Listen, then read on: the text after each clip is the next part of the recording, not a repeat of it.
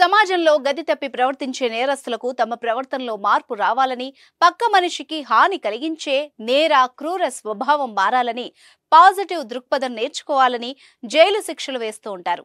శిక్షాకాలం పూర్తయిన వాళ్ళని ఇక మంచి మనిషిగా, సమాజానికి హాని కలిగించిన వ్యక్తులుగా బతుకుతారని ఆశిస్తూ బయటకు వదులుతారు. కానీ వాళ్ళు ఏమాత్రం మారకుండా తిరిగి అవే ఘోరాలను, నేరాలను చేస్తే వాళ్లను ఏం చేయాలి? జుగుప్సాకరంగా ఉండే నేరాలు చేసే వాళ్ళు శిక్షలు పూర్తయినా మారకుంటే వాళ్ల వల్ల సమాజానికి తీవ్ర ప్రమాదం పొంచి ఉన్నట్టే కదా. అన్ని రకాల చర్మ సమస్యలకు శాశ్వత పరిష్కారం ఈ శ్రీత 9281458181. అందుకే శిక్షాకాలం పూర్తయినప్పటికీ నేరస్తుల నుంచి సమాజానికి ప్రమాదం పొంచి ఉంటే వాళ్లని జైల్లోనే కొనసాగించేలా సింగపూర్ కొత్త చట్టాన్ని తీసుకొచ్చింది. దీని ప్రకారం శిక్షాకాలం పూర్తయినా ఆ నేరస్తుల నుంచి సమాజానికి ప్రమాదం పొంచుందని భావిస్తే వాళ్లని జైల్లోనే ఉంచేందుకు అవకాశం ఏర్పడుతుంది. 21 ఏళ్లు పైబడ్డ వాళ్లే ఈ చట్ట పరిధిలోకి వస్తారు.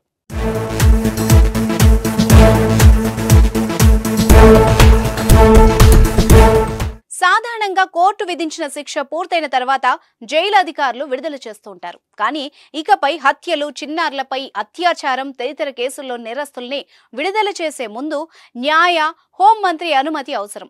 వాళ్లు విడుదలైన తర్వాత మళ్లీ అదే నేరం చేసేందుకు అవకాశం ఉందని భావిస్తే జైలు నుంచి వెళ్లేందుకు ప్రభుత్వం అనుమతించదు. ఆ చట్టం తీసుకొచ్చిన సందర్భంగా న్యాయ, హోంశాఖ మంత్రి షణ్ముగం మాట్లాడుతూ గతంలో జరిగిన సంఘటనని ప్రస్తావించారు.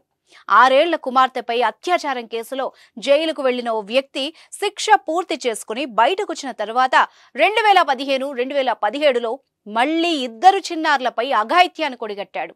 వాళ్ళిద్దరూ నిందితుడి సోదరి మనవరాళ్లే. ఇలాంటి ఘోరమైన ఘటనలు తిరిగి జరగకూడదన్న ఉద్దేశంతోనే ఇలాంటి చట్టం తీసుకొచ్చినట్టు చెప్పారు.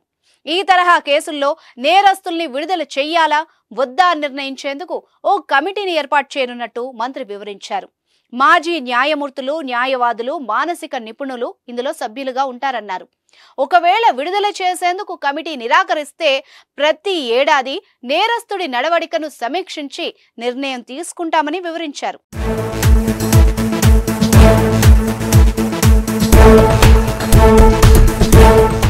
ఈ తరహా చట్టం అగ్రరాజ్యం అమెరికాలోనూ అమల్లో ఉంది. అయితే మొత్తం 50 రాష్ట్రాలకు గాను 20 రాష్ట్రాలు కొలంబియా జిల్లా పరిధిలోని నేరస్తులకు మాత్రమే ఈ చట్టాన్ని వర్తింపజేస్తున్నారు.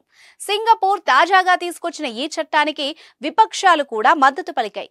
అయితే దీని ద్వారా నేరాల్ని అరికట్టడం అంత సులభమేమి కాదని, ఉద్దేశపూర్వకంగానే నేరస్తుల శిక్షాకాలాన్ని పెంచే అవకాశం ఉందని అభిప్రాయపడ్డాయి.